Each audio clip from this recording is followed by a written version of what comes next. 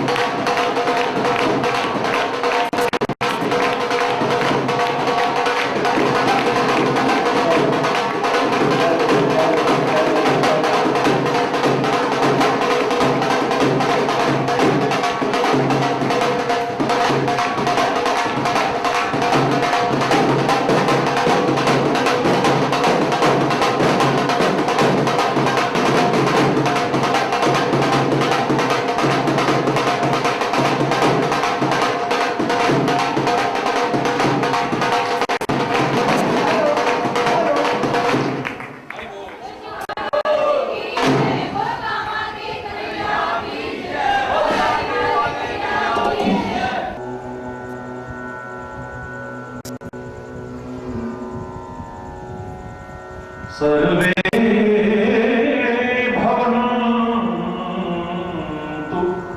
सुखिनः सर्वे सन्तु निरामयाः सर्वे भद्राणि पश्यन्तु मा कश्चित् दुःखभाग् मा कश्चित् दुःखभाग् भवेत्। ॐ शान्ति शान्ति शान्ति।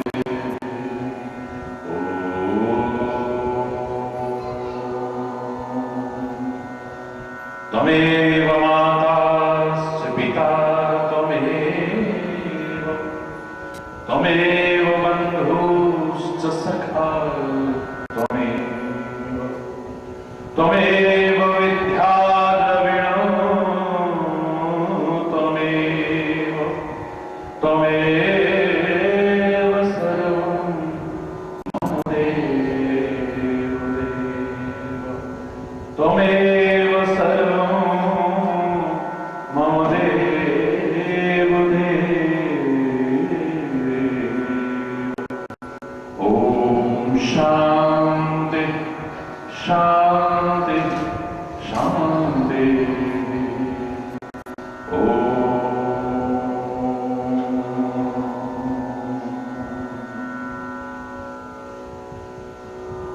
निर्बल के प्राण पुकार रहे जगदीश हरे जगदीश हरे। निर्बल के प्राण पुकार रहे जगदीश हरे जगदीश हरे। श्वासों के स्वर झंकार रहे जगदीश हरे जगदीश हरे। श्वासों के स्वर झंकार रहे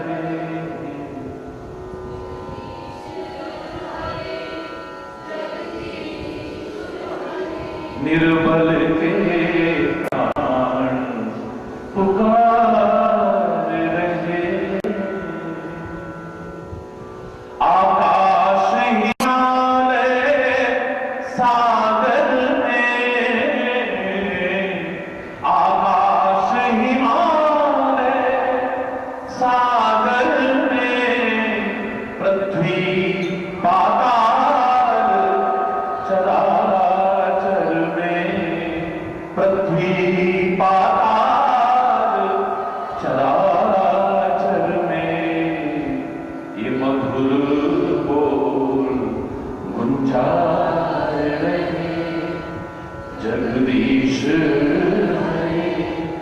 जगदीश हरे ये मधुर बोल गुंजाए जगदीश हरे निर्बल के प्राण पुकार सुख दुख की चिंता है ही नहीं सुख दुख की चिंता भय है विश्वास न जाए कहीं भय है विश्वास न जाए कहीं टूटे ना लगा यह तार जगदीश हरे जगदीश हरे टूटे ना लगा यह तार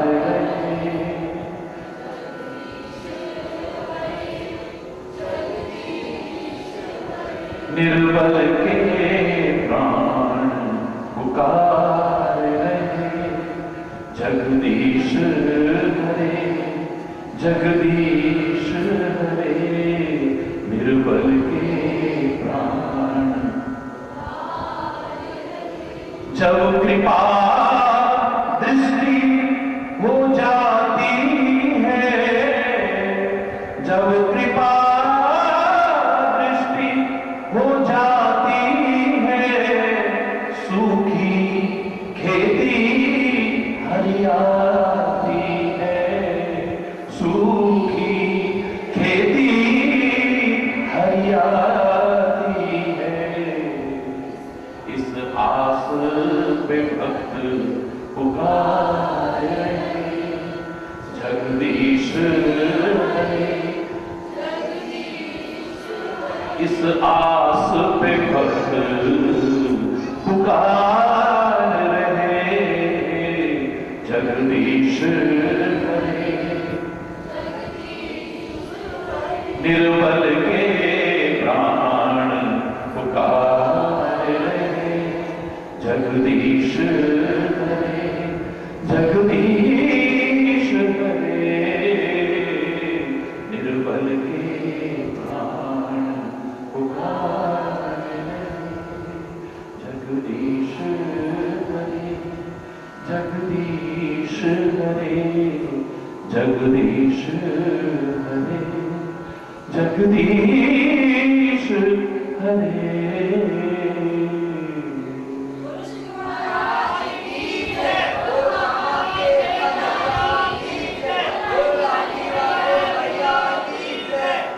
हरि बोल हरि बोल हरि बोल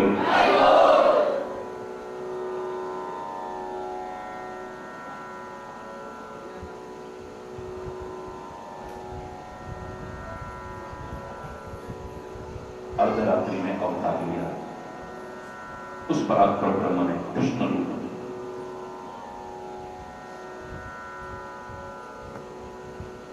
भर दोपहरी में अवतार लिया उस परात्पर ब्रह्म ने राम रूप में इस समय विश्राम के बदले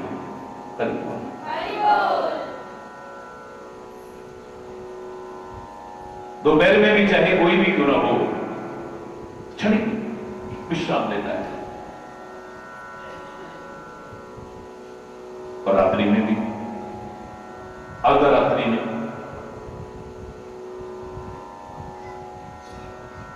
आखिर ऐसा क्यों परमात्मा के अवतार के विभिन्न कारणों में मुझे एक कारण ये भी नजर आता है ये समय देख करके कि मोह रूपी रात्रि में सोए जीवों को जगाने आते हैं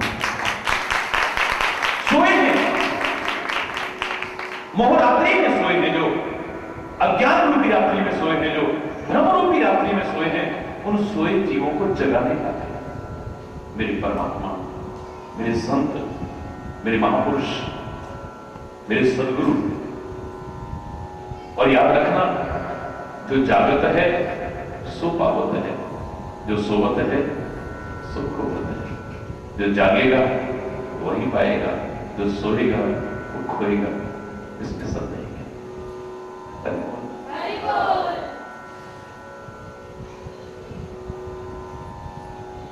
फर्क इतना हो सकता है कि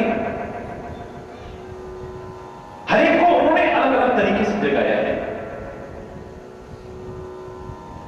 मोह रूपी रात्रि में अर्जुन सो चुका था तो उसे गीता का ज्ञान देकर भी जगाया।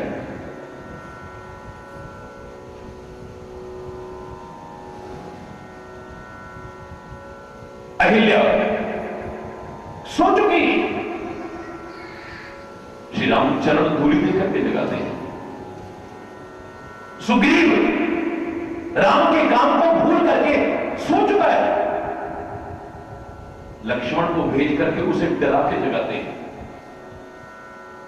किसी को शस्त्र से जगाते हैं, किसी को शास्त्र से जगाते हैं, किसी को अपनी प्यारी मुस्कुराहट से जगाते हैं, पर जगाते हैं। नींद हराम हो जाती। आप सो रहे थे, अभी बच्चे कितने प्यारे भजन गा रहे थे, कितनी मुस्कुराहट में वो नींद छीनी।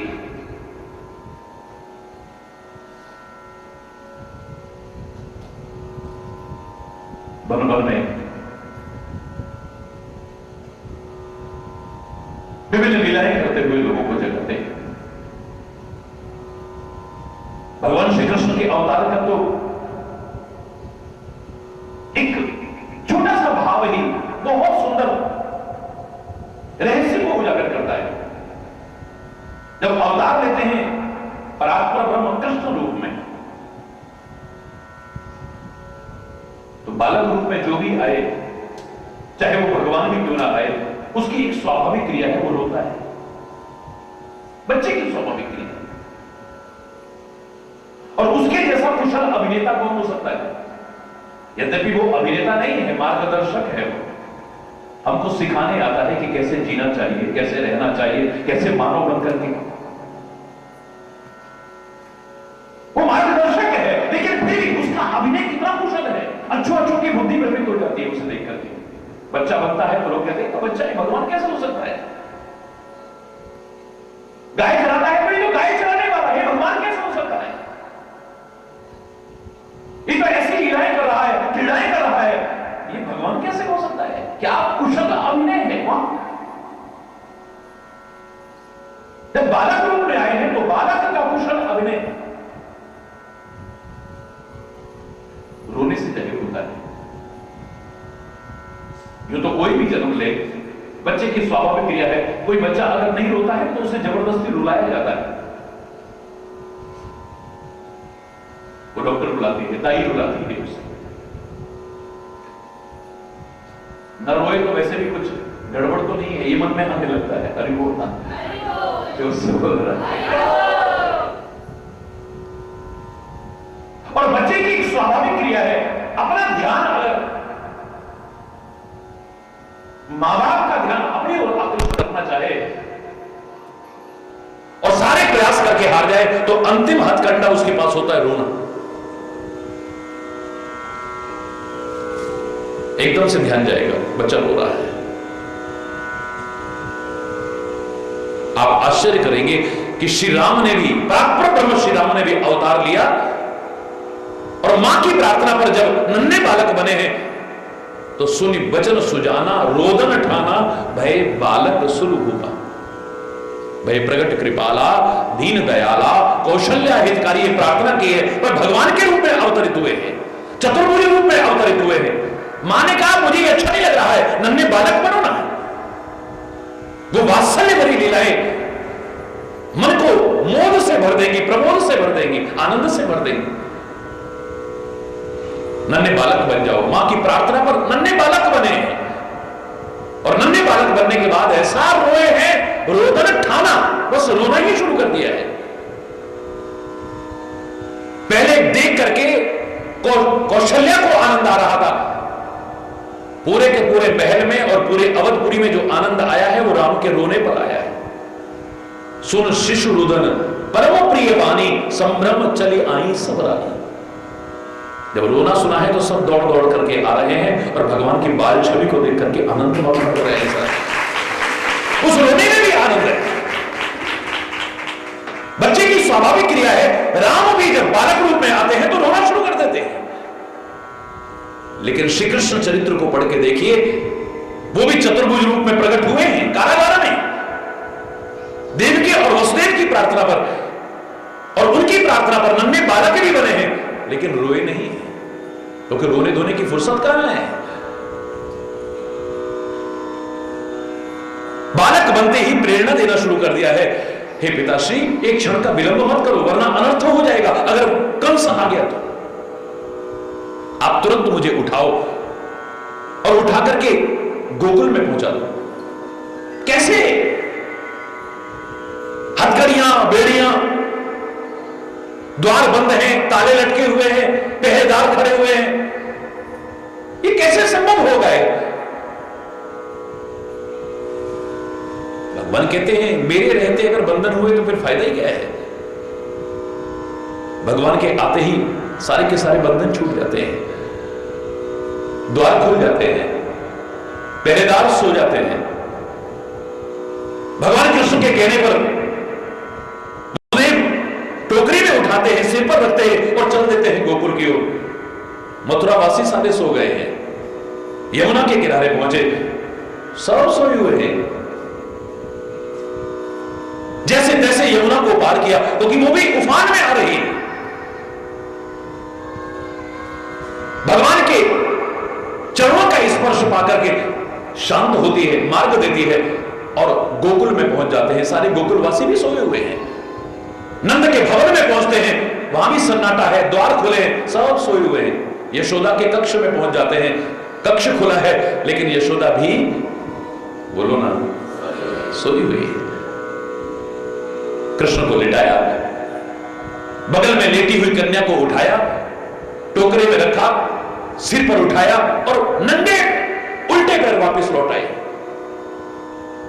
वापस आए हैं, जैसे ही कारागार में पहुंचे हैं फिर से द्वार बंद हो गए हैं, फिर से हथकड़ियां, बेड़ियां। लगता है कि हम भगवान के जब करीब होते हैं तो कोई बंधन टिक नहीं पाता है, और भगवान को जब अपने से दूर करते हैं तो फिर बंधन में अपने आप बंध जाते हैं।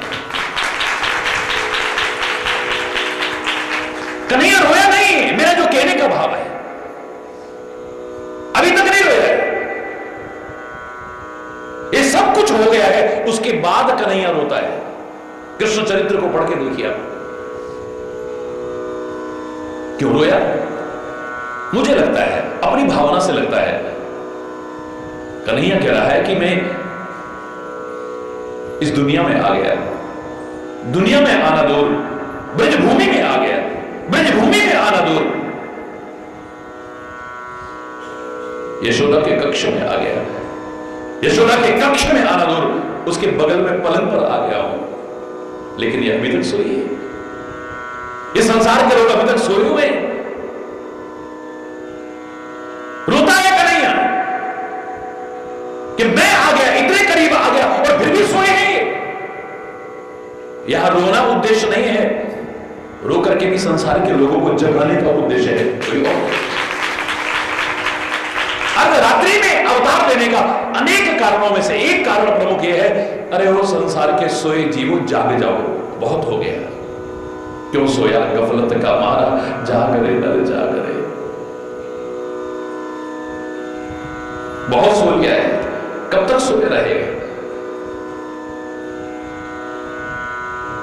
अपने दुर्भाग्य का रोना रोता है ऐ संसार के जीव। अगर तू जागा ना तो फिर अभागा नहीं रहेगा। दावे से कह रहा हूं, तू जब तक सोया है तब तक तेरा ही भाग्य भी सोया हुआ है। क्या करें, हमारी तो किस्मत सोई हुई है। तू जब तक सोया है ना तभी तक तेरा भाग्य सोया हुआ है। जिस दिन तू जागे जाएगा तेरा सोया हुआ मुकद्दर भी जागे जाएगा, समझ जाएगा तेरा सोया हुआ।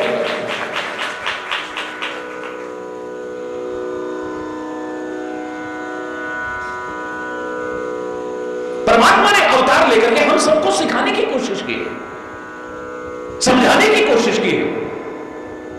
प्रतिवर्ष विभिन्न अवतारों के हम प्राकट्य उत्सव मनाते हैं। क्या सीखा हमने? थोड़ा मुड़ के देखो, करते करते करते एक एक साल और निकलता जा रहा है। क्या पाया, क्या खोया, क्या सीखा हमने? क्या शिक्षा ली, क्या उपदेश ली, क्या प्रेरणा ली हमने, क्या संदेश लिया हमने?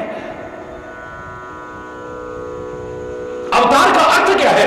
मैं तो सामान्य शब्दों में कहा करता हूं, अवतार का अर्थ है अवतरण, यानी नीचे उतरना। जो सबसे ऊंचे पद पर बैठा है, महोच्चयी पदानाम नियंत्रत्वमेकम परेशान परम रक्षणम रक्षणानाम, जो सबसे ऊंचे पद पर प्रतिष्ठापित है, हमको सिखाने के लिए नीचे उतर आता है, हमारे स्तर पर उतर आता है और हमको सिखाने की कोशिश करता है। फिर भी अगर हम न सीखेंगे तो वो भी रोता है। हरि बोल। मुझे तो लगता है कि जिस कन्हैया ने इतना प्यार का संदेश फैलाया, कभी ये कहने में संकोच नहीं करते थे, जहां चलता नहीं था काम तीरों और कमानों से, विजय नटवर की होती थी वहां मुरली की तानों से। प्रेम भरी बांसुरी ने वो लड़ाइयां जीत करके दिखा दी जो तीर और कमानों से लोग नहीं लड़ पाए, जो बर्छे और भाले से नहीं लड़ पाए, जो तोपों और बंदूकों के बल पर नहीं लड़ पाए। दुनिया को जीत के दिखा दिया है, और दुनिया को तो बहुतों ने जीता होगा, दुनिया के दिल को जीत करके दिखा दिया है। दुनिया पर राज बहुतों ने किया होगा, लेकिन दुनिया के दिलों पर नहीं। उसने तो दुनिया के दिलों पर राज किया है, कर रहा था, कर रहा है और आगे भी करता रहेगा। उसे कितना दुख होता होगा। जो प्यार का संदेशा मैंने फैलाया, आज कहां है वो प्यार? जो सद्भाव का संदेश दिया, कहां है वो सद्भाव? जो मानवता का संदेश दिया, कहां है वो मानवता?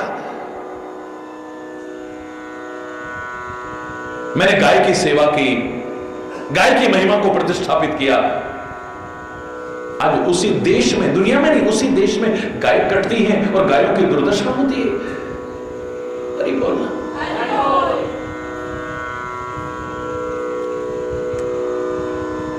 मैंने मित्रता का एक आदर्श इस दुनिया के आगे रखा। आज कहां गई वो, खो गई है मित्रता। भाई भाई का दुश्मन बना हुआ है, मित्र मित्र का दुश्मन बना हुआ है, एक दूसरे का दुश्मन बना हुआ है।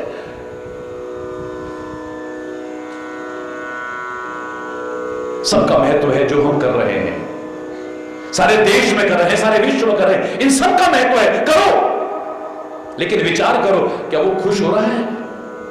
हम ये जो कुछ कर रहे हैं उसको खुश करने के लिए ना, उसको प्रसन्न करने के लिए, उसकी कृपा पाने के लिए, उसका हाथ पाने के लिए, उसका साथ पाने के लिए तो कर रहे हैं,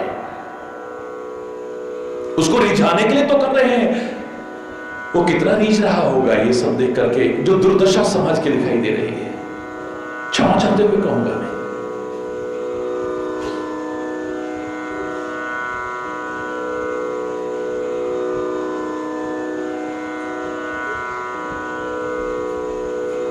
माता पिता का क्या सम्मान उसने किया है, आज कहां है वो? अपने गुरु का कितना सम्मान किया है, कहां है वो? अपने देश की संस्कृति का कितना सम्मान किया है, कहां है वो? यमुना को क्या स्थान दिलाया है, आज हमने गंदा करके रख दिया है उनको।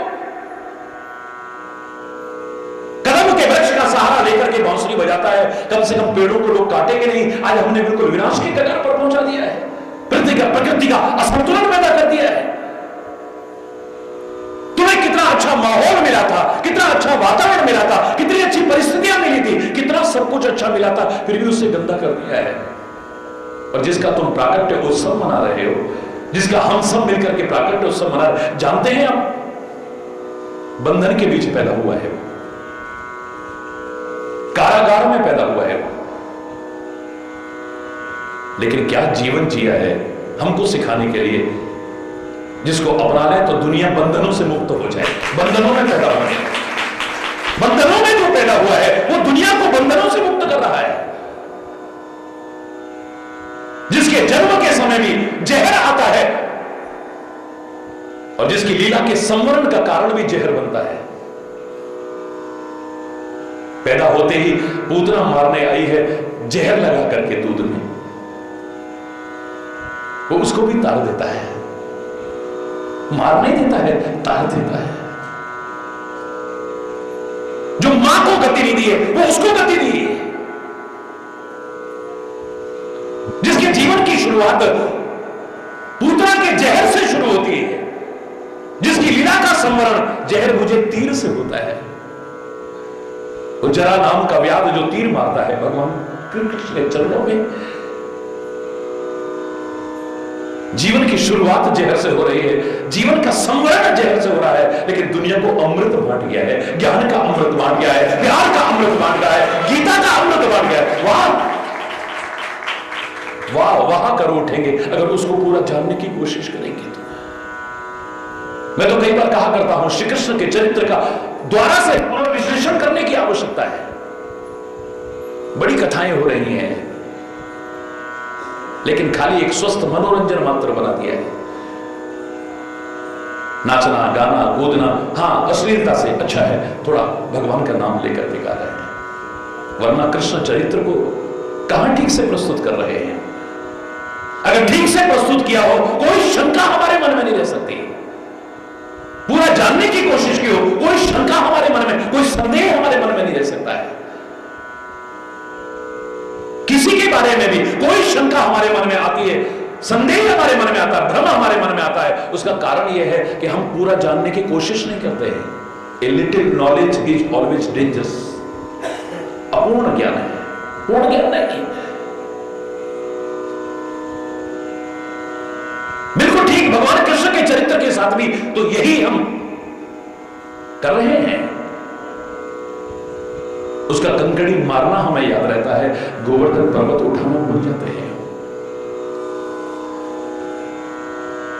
उसका चीर हरण की लीला हमें याद रहती है, लेकिन भरे दरबार में एक अबला का चीर बढ़ाया था, इसे हम भूल जाते हैं। और चीर बढ़ाया क्या, वस्त्र का ही रूप धारण कर लिया था। पता ही नहीं लग रहा है कि नारी में साड़ी है या साड़ी में नारी है। हरि बोल। 10,000 गज बल घटो, घटो न 10 गज चीर, कहा करे वैरी प्रबल, जो सहाय रघुवीर, जो सहाय यदुवीर। 10,000 हाथियों की ताकत वाला दुशासन खींच खींच करके हार जाता है, लेकिन 10 गज साड़ी नहीं खींचती है। हमें उसकी चंचलता याद है। बड़ा नटखट है नंद, एकदम से गाते हैं हम। जरा किसको नटखट देखेंगे, जरा हम चंचल देखेंगे, हरि बोल। उसकी चंचलता का हमें एहसास है,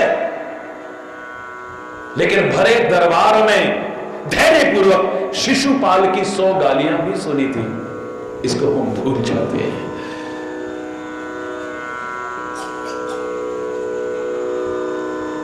अपना और अपने साथियों का मक्खन खा खा करके पेट भरना और भराना याद रहता है हमें। मक्खन चोर है वो। जब मुझसे कोई ऐसा कहता है कि तुम्हारे तो भगवान भी चोर, मैं तो कहता हूं चोर नहीं सिरमौर है, चोरों का सरदार है वो, लेकिन मक्खन चुराने के कारण नहीं। हमसे पूछ रहा हूं, चोरों के सरदार को प्रणाम करते हैं। चोराग्रगण्यम शिरसा नमामि, चोराग्रगण्यम वचसा नमामि, चोराग्रगण्यम मनसा स्मरामि। उस चोरों में अग्रगण्य चोरों के सिरमौर को हम नमन करते हैं, हम वाणी से भजन करते हैं और हृदय में स्मरण करते हैं, लेकिन मक्खन चोरी के कारण नहीं, चित्त चोरी के कारण नहीं। अनेक जन्मार्जित पाप चोरम, अगर उसकी शरण में जैसे आना चाहिए, एक बार जीव आ जाए तो जन्म जन्म के सारे पाप, जन्म जन्म के सारे दुख, जन्म जन्म के सारे क्लेश, जन्म जन्म के सारे विकारों का हरण कर लेता है।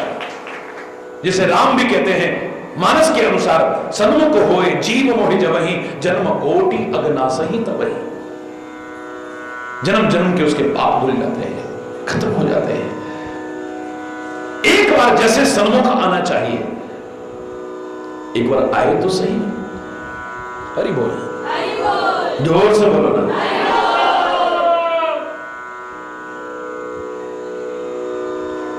पूरा जानने की कोशिश तो करो, पूरा समझने की कोशिश तो करो। एक नायक और नायिका बना करके राधा कृष्ण को प्रस्तुत कर रहे हैं, खुद मजाक उड़ाते हैं। हम अपने आप को कवि समझते हैं, हम अपने आप को गायक समझते हैं। हम ये जानते नहीं कितना बड़ा अपराध कर रहे हैं, संस्कृति के साथ खिलवाड़ कर रहे हैं, महापुरुषों के अवतारों के जीवन के साथ, चरित्र के साथ खिलवाड़ कर रहे हैं। अंगुली मरोड़ गयो, पोंछा पकड़ गयो, कंकड़ी मार गयो, बस इसके अलावा हमारे पास कुछ है ही नहीं गाने के लिए।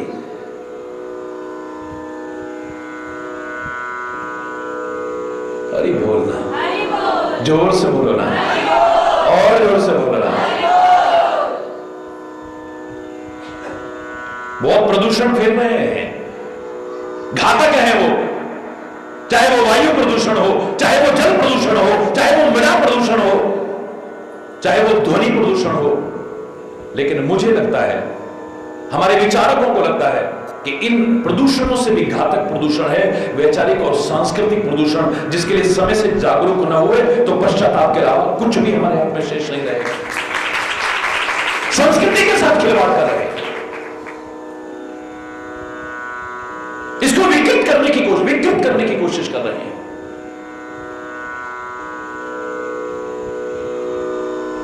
नाश मार के रख दिया है। हरि बोल, हरि बोल। एक बार भगवान कृष्ण के उस दिव्य चरित्र को ठीक से प्रस्तुत किया जाए और लोग उस दिव्य चरित्र को अपने जीवन के आचरण में उतारने की कोशिश करें, मैं कह रहा हूं जीवन कितना उच्च और महान बन जाएगा, सोचा भी नहीं होगा। सामान्यता तो मैं कहा करता हूं, श्री कृष्ण ने जो कहा है इसे तो आंख मूंद के मान लेना, हरि बोलना, आंख मूंद करके जीवन में अपना लेना, आंख मूंद के। और जो भगवान श्री कृष्ण ने कहा है वो हमें गीता में मिलता है, श्रीमद् भगवत गीता में मिलता है। कर्म, भक्ति और ज्ञान का अनूठा संगम, अनूठा, जो जीवन को उच्च बना सकता है, जीवन को महान बना सकता है, जीवन को दिव्य बना सकता है, जीवन को आदर्श बना सकता है। कोई भी अपने जीवन में आंख मूंद करके भी अपना ले, उसके जीवन का उत्थान होगा, जीवन का पतन नहीं हो सकता है। लेकिन जो कृष्ण ने किया है इसे लोग विकृत रूप से पेश कर रहे हैं। हरि बोल, ठीक से नहीं समझा रहे हैं। उसका ठीक से न समझने के कारण यदि अनुसरण किया, उत्थान की बजाय पतन भी जीवन का हो जाए तो अतिशयोक्ति नहीं होगी। मैंने कई बार कहा है कि चंद लीलाओं पर ही तो संदेह करते हो भगवान कृष्ण की, चंद लीलाओं पर। कंकड़ी क्यों मारता था,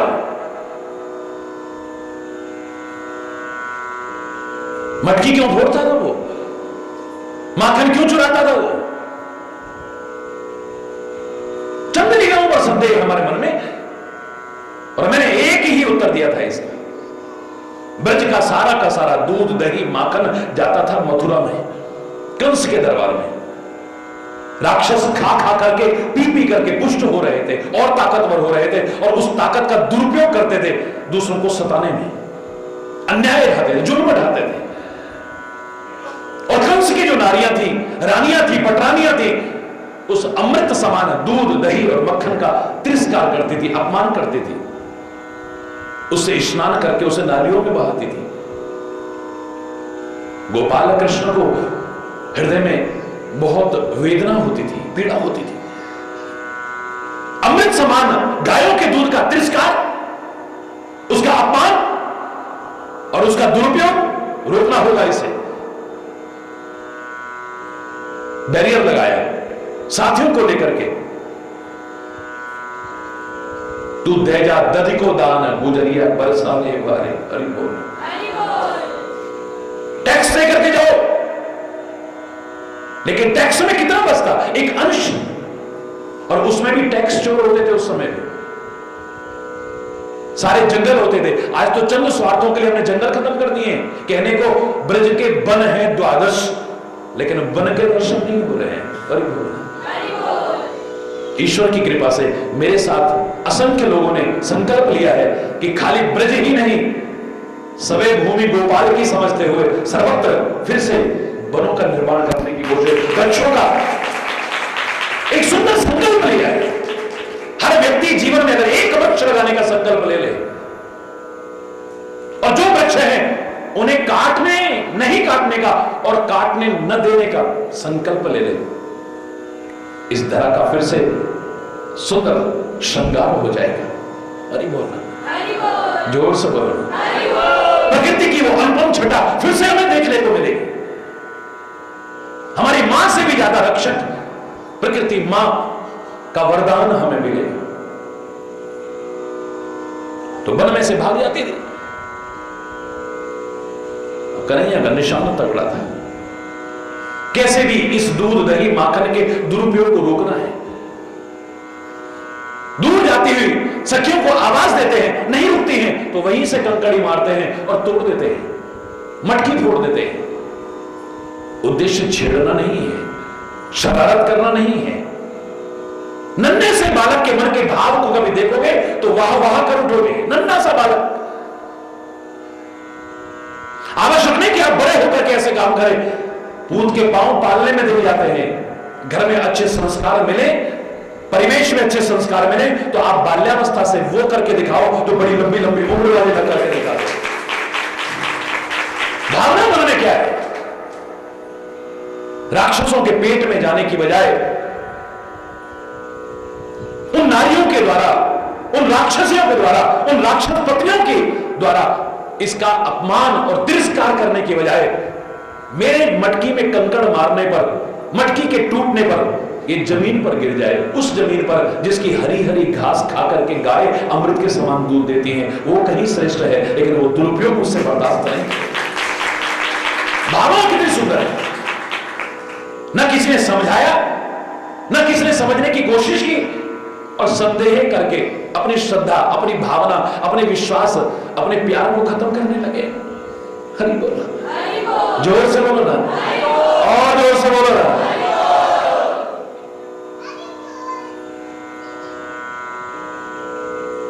इतने पर भी खत्म नहीं हुआ है, फिर भी ब्रज का सारा दूध दही माखन पहुंच रहा है मथुरा में, और उसका दुरुपयोग हो रहा है।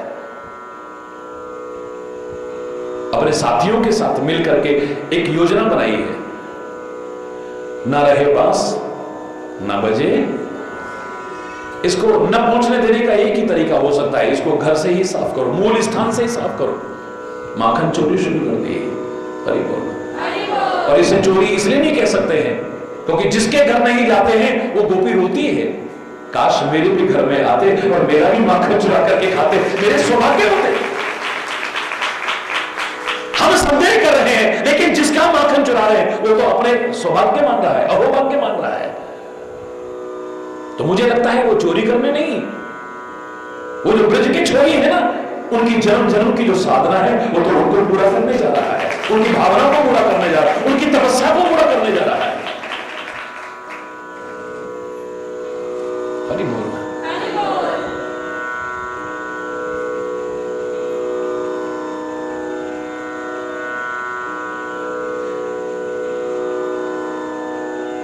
योगेश्वर कृष्ण, परात्पर ब्रह्म कृष्ण,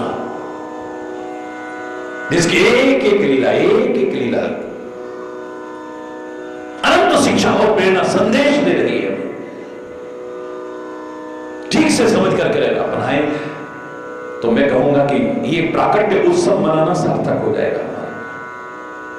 खाली चंद क्षण हा हुल्ला कर लिया, नाच लिए, गा लिए, अच्छा है, लेकिन उसके संदेश को जीवन में अपना करके समाज की दुर्दशा से उबारने की कोशिश किया और भी अच्छा हो जाएगा। समाज की जो दुर्दशा हो रही है इससे उबारने की अपने आप को भी और समाज को भी कोशिश की जाए तो कहीं ज्यादा श्रेष्ठ होगा, वो खुश होगा। जैसे एक माँ बाप बच्चों के अच्छे जीवन को देख करके, अच्छे कामों को देख करके, उनके सुखी समृद्ध जीवन को देख करके खुश हो जाते हैं। वो अगर कहीं पीड़ित रहे, वो कहीं व्यथित रहे, वो कहीं दुखी हो या वो कहीं गुमराह हो जाए तो माता पिता का हृदय भी व्यथित रहता है, को चोटती है। ऐसे ही जब हम गुमराह होते हैं, हम पथभ्रष्ट होते हैं, हम गलत जीवन जीते हैं और उसके कारण दुखी होते हैं, व्यथित होते हैं, तो मैं कह रहा हूं सबसे ज्यादा हमारे परमात्मा का, हमारे महापुरुषों का, हमारे सदगुरु का हृदय व्यथित होता है।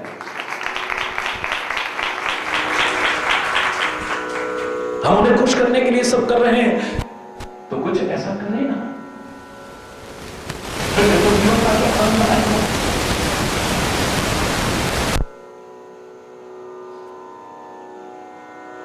राजधानी उसकी रहमत है पूरी तरह से, तब लाभ है।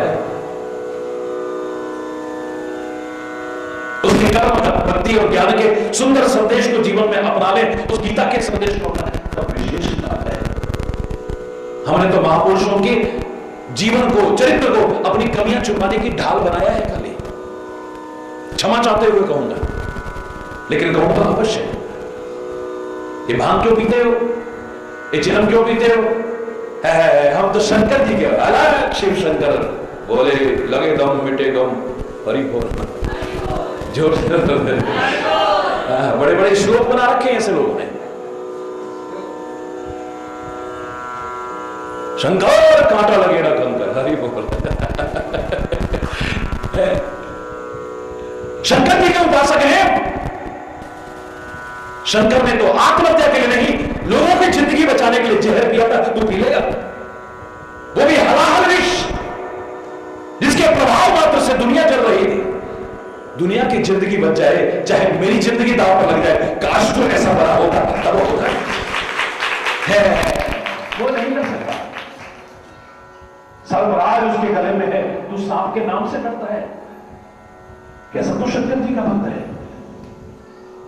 भूत प्रेत उसके गले हैं, तेरी भूत प्रेत के नाम से ही हवा खिसकती है। भय का भूत तेरे को सताता रहता है।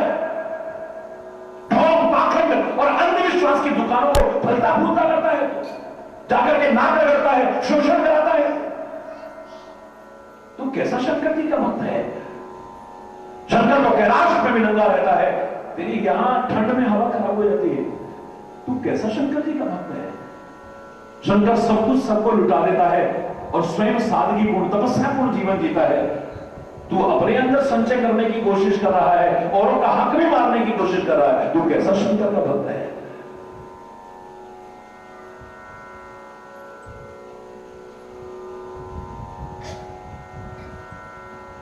काश तू शंकर का भक्त बन गया हो तो तेरी जिंदगी में जाती।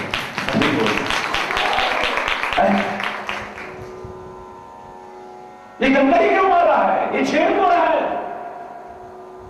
ये शैतानियां क्यों कर रहा है? हम तो भगवान कृष्ण के भक्त हैं। क्या कन्हैया ने ऐसा नहीं किया था? कन्हैया ने तो गोवर्धन पर्वत में उठाया था। तू 10 मन का पत्थर उठा के दिखा देना जरा। हरि बोल, जोर से बोलो ना, और जोर से बोलो ना। अरे अधूरा मत बनाओ ना, अधूरा नहीं। आधा अधूरा कृष्ण को मैं 2 मिनट में बताता हूं आपको। आधा अधूरा अगर बनना की, गाय चराओ, गोपाल कृष्ण बन गए।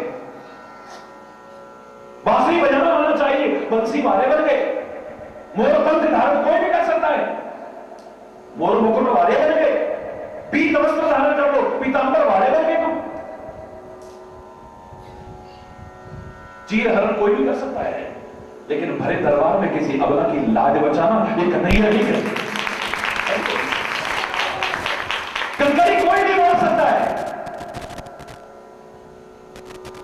लेकिन गोवर्धन या गोवर्धन उठाने से तात्पर्य नहीं है कि पर्वत ही उठाया जाए। अगर ऐसे देखोगे तो ऐसा नहीं कि भगवान का भक्त नहीं उठा सकता है, उठा सकता है। बताओ, भगवान का भक्त गोवर्धन पर्वत को उठा सकता है कि नहीं उठा सकता? आप बताओ, नहीं उठा सकता? बोलो, नहीं उठा सकता। क्यों नहीं उठा सकता? अगर कन्हैया ने उठाया है तो राम भक्त हनुमान ने भी पर्वत को उठाकर दिखाया। जय बजरंगबली। उसको भी गिरधारी कहते हैं, उसको भी गिरधारी कहते हैं, उसको भी पर्वत धारण करने वाला कहते हैं, और भक्त को भी पर्वत धारण करने वाला कहते हैं।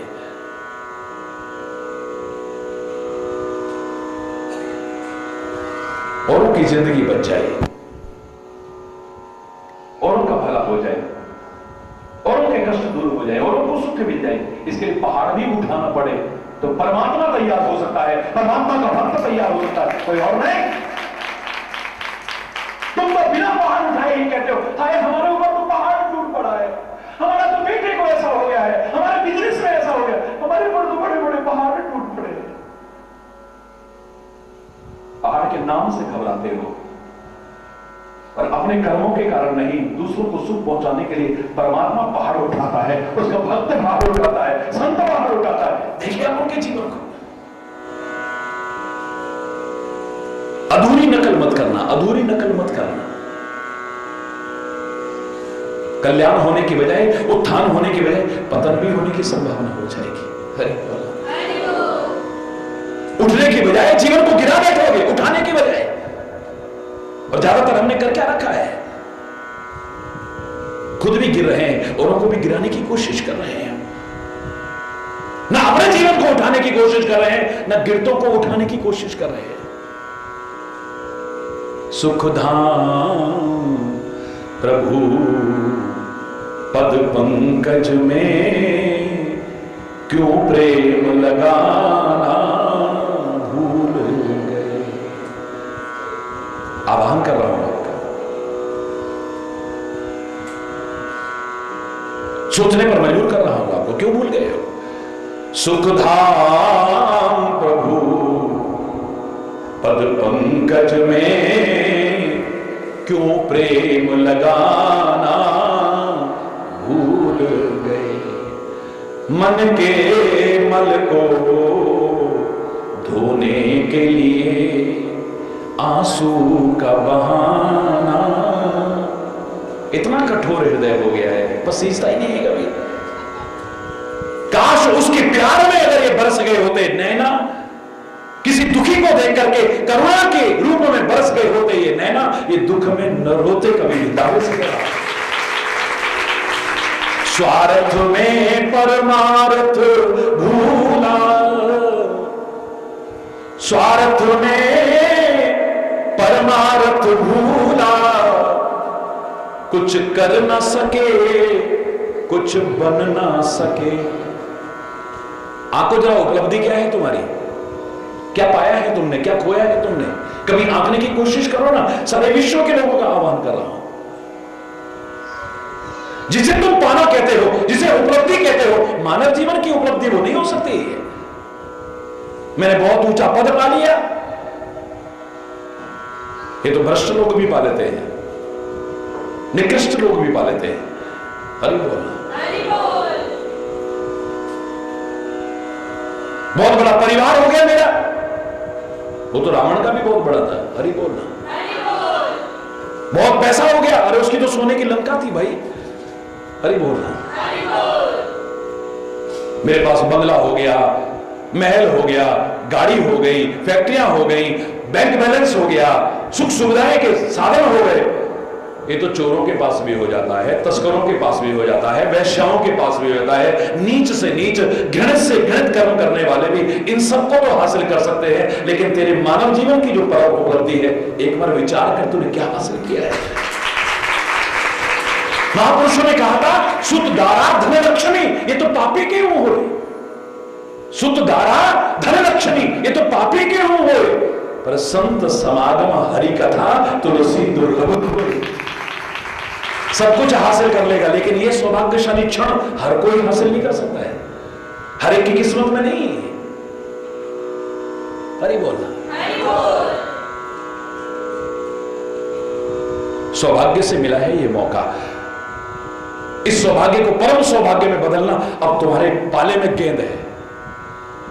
सौभाग्य है तुम्हें मानव का शरीर मिला है,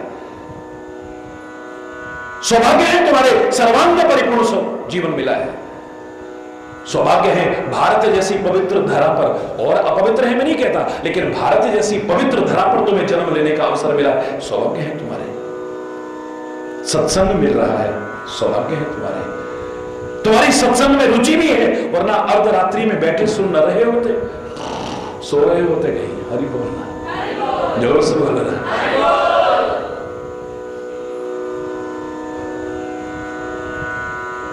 सौभाग्य है तुम्हारे, लेकिन जो सुना है इसे अपना लेना परम सौभाग्य होता है।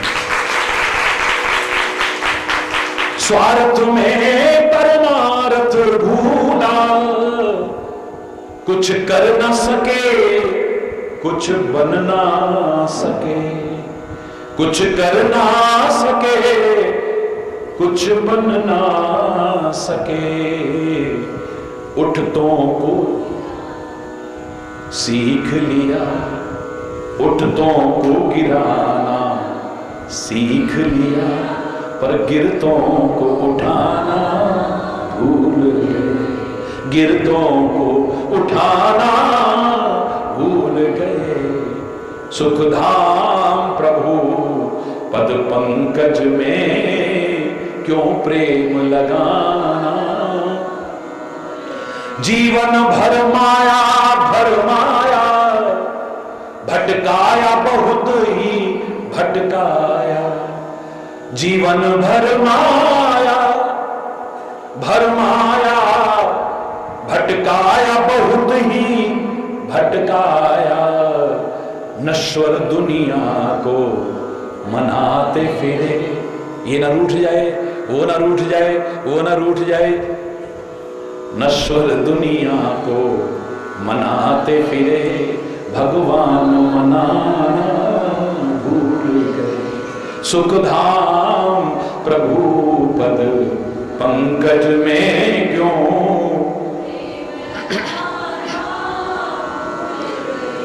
जब पाप की ज्वाला भभक उठी और भंवर में नैया फंस ही गई, ये हालत भी आ गई फिर भी अक्ल नहीं आई।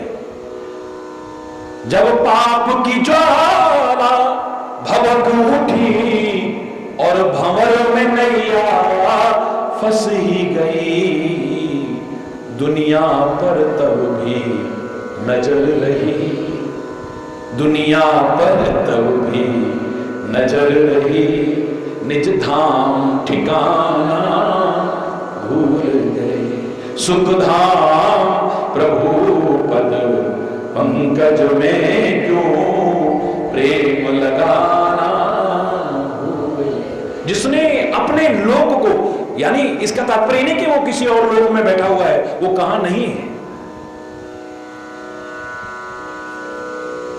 आ जाएगा। कहीं से चला गया है क्या? कहीं से गया है क्या? कौन सी ऐसी जगह है जहां वो ना हो? देश काल दिशि विध से उमाही, कहो सो कहां जहां प्रभु नहीं। अग जग में सब रहित विराग, प्रेम ते प्रभु प्रगट ही जिन्हें आगे। ऐसी कौन सी जगह है जहां पर परमात्मा नहीं है? जीव की सीमाएं हो सकती हैं, वो असीम है। जीव का अंत हो सकता है, वो अनंत है। हरि बोल। वो कहते नहीं, बादशाह ने कहा अपने वजीर से, हे मंत्री, दुनिया में हम सबसे बड़े हैं। हां जहां पर ना आप सबसे बड़े हो, उस अल्लाह से भी, उस भगवान से भी? बोले हां है। कॉलर ऊंचे हो गए। थोड़ी देर बीती, कुछ विचार किया और विचार करके फिर कहने लगा, बादशाह, वो भगवान हमसे भी बड़ा है। बोले हां जहां पर वो आपसे भी बड़ा है। दो बातें एक साथ कैसे हो सकती हैं? अरे चापलूस मंत्री तो राज्य का नाश कर देता है, क्या तू चापलूस है? बोले महाराज कुछ और कह लीजिएगा, कोई भी गाली देती है, पर यह गाली मुझे बर्दाश्त नहीं। मैं चापलूस मंत्री नहीं हूं। बोले चापलूस नहीं है तो और क्या है? मैंने कहा दुनिया में सबसे बड़े हम। बोले हां। मुझसे भी बड़ा भगवान। बोले हां। भगवान से भी बड़े हम। बोले हां। एक साथ कैसे हो सकता है? बोले महाराज दोनों बातें सच है। बताओ, पहले यही बताओ कि भगवान से भी बड़े हम कैसे हो गए? उस अल्लाह, उस वाहिगुरु, उस खुदा से बड़े हम कैसे हो गए? महाराज आपको जो अधिकार मिला है वो भगवान को भी नहीं है। कौन सा अधिकार? बोले आप किसी को देश निकाला दे सकते हो, लेकिन भगवान किसी को देश निकाला नहीं दे सकता है। आपने कहीं सुना है भगवान ने किसी को देश निकाला दिया हो? बादशाह बोले नहीं सुना है। बड़े बड़े विद्वान बैठे थे, बताओ ये बात ठीक है? बोले हाँ महाराज, किसी भी धर्म ग्रंथ में नहीं लिखा है कि भगवान किसी को देश निकाला दे सकता है। हाँ, फिर तो हम भगवान से बड़े हुए। फिर भगवान हमसे बड़ा कैसे हो गया? बोले इसी बात से वो बड़ा हो गया, क्योंकि तेरे देश के सीमा के बाहर कुछ है। तेरा देश बहुत छोटा है, तेरा राज्य बहुत छोटा है, उसके आगे भी कुछ है, उसमें तू देश निकाला दे सकता है ना। उसके आगे तो कुछ है ही नहीं, तो वो निकाला कहां देगा किसी को? सारी सृष्टि तो उसी की, वो देश निकाला कहां देगा? वो कहां नहीं। वाल्मीकि कहते हैं प्रभु आप कहते हो मुझे जगह बताओ जहां मैं रहूं, पहले वो जगह बता दो ना जहां आप ना हो, मैं कह दूं कि वहां जाकर के रहे। हरि बोल। तो जो परमात्मा अवतार लेकर के आए, यानी इतने ऊंचे पद को छोड़ करके हमारे स्तर का बन जाए, हमारे जैसा बन जाए, हमारे बीच आ जाए और हमको सिखाने की कोशिश करे, फिर भी हम न सीख पाए तो ये तो बहुत बड़े दुर्भाग्य है। कम से कम उस दुर्भाग्यशाली की श्रेणी में हम लोग ना आए, याद रखना। हरि बोल। क्योंकि अवतार का सीधा सीधा अर्थ है उतर आना नीचे। और मैं तो कहता हूं भगवान का नहीं, सबका अवतार होता है। माता पिता का भी अवतार होता है, शिक्षक का अवतार होता है, सदगुरु का अवतार होता है, परमात्मा का अवतार होता है। माता पिता का अवतार, इतने पढ़े लिखे माता पिता हैं, इतने योग्य माता पिता हैं, अपने स्तर से उतर आते हैं, नीचे उतर आते हैं। आप जब गोदी में आते हो ना और यो यो यो यो यो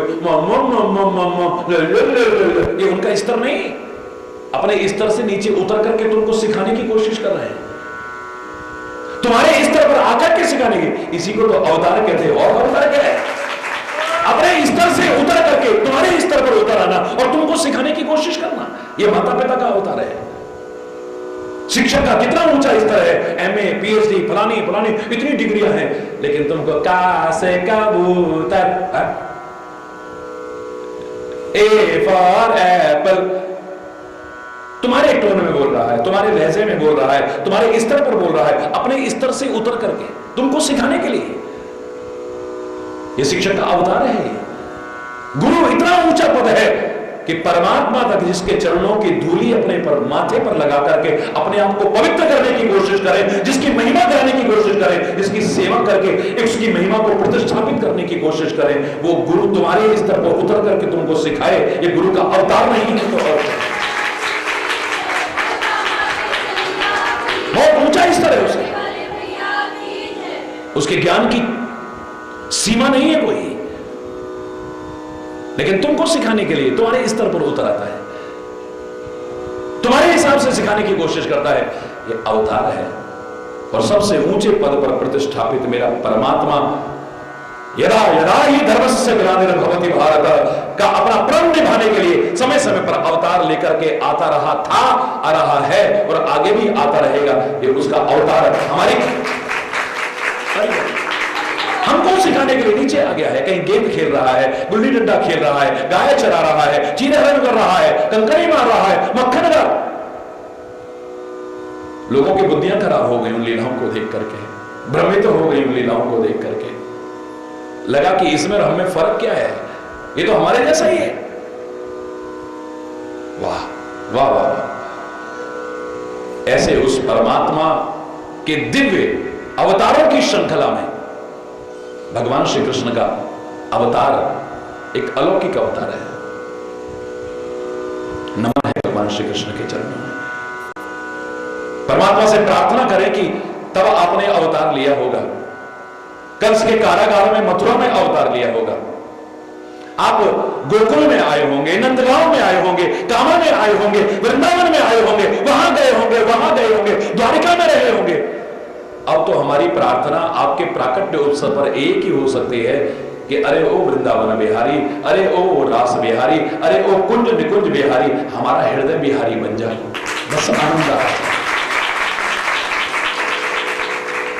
फिर से आ जा, फिर से आ जा, फिर से आ जा, कहां आ जाए? वो सब जगह है। तो मेरे अंदर भी है, मेरे बाहर भी है, लेकिन मुझे एहसास होने लग जाए, तो मेरे हृदय में विहार करने लग जाए। मेरे हृदय से दूषित विचार निकल जाए, विकृतियां मेरे जीवन से बाहर हो जाएं। बस तू ही हो, तू ही हो, तू ही हो, तू ही तो, तेरे अलावा और कुछ भी ना हो। अरे ओ राम, वो अवध बिहारी राम, हे दशरथ अजय बिहारी राम, हे धनुर्धारी राम, मेरा हृदय बिहारी बन जा, आनंद आ जाए। मेरे शायद इससे बड़ी प्रार्थना कोई और नहीं हो सकती है। करते रहना।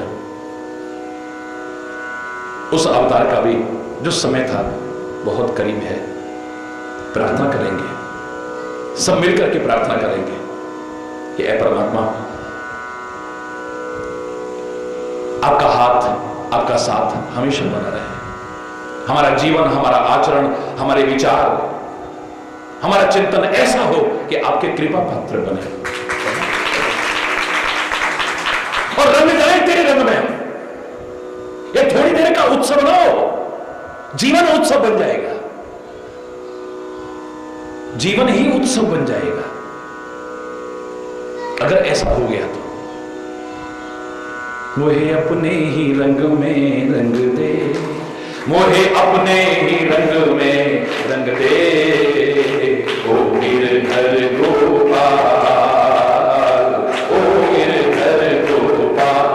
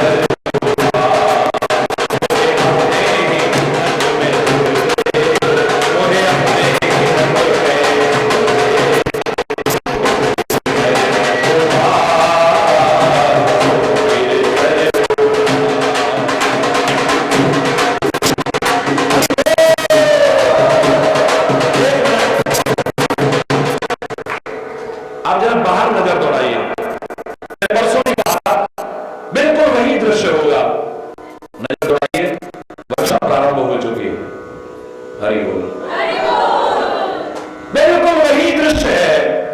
खुलो थोड़ी देर के लिए और मगन होकर के प्रार्थना करो, मोहे अपने ही रंग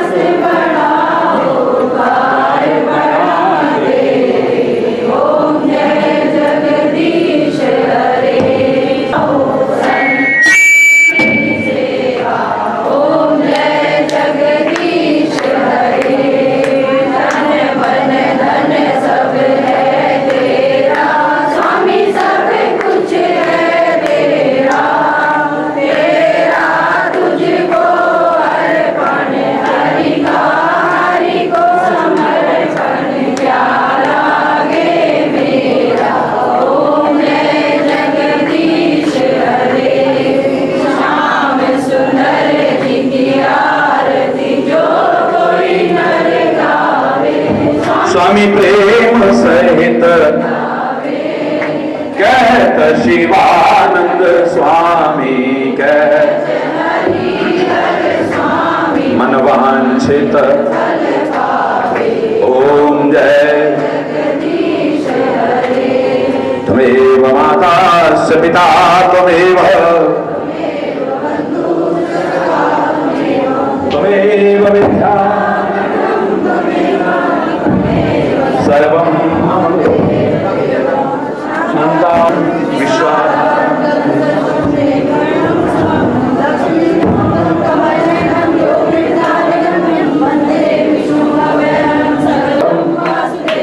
श्रीधरं माधवं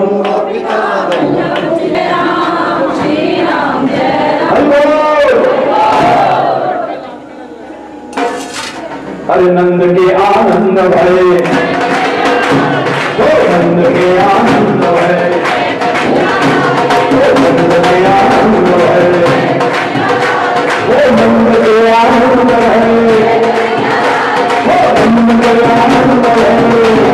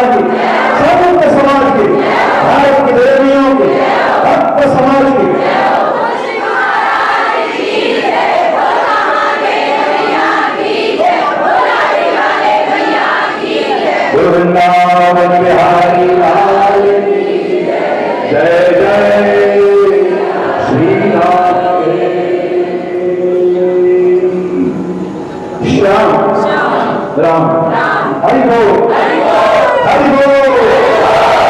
जय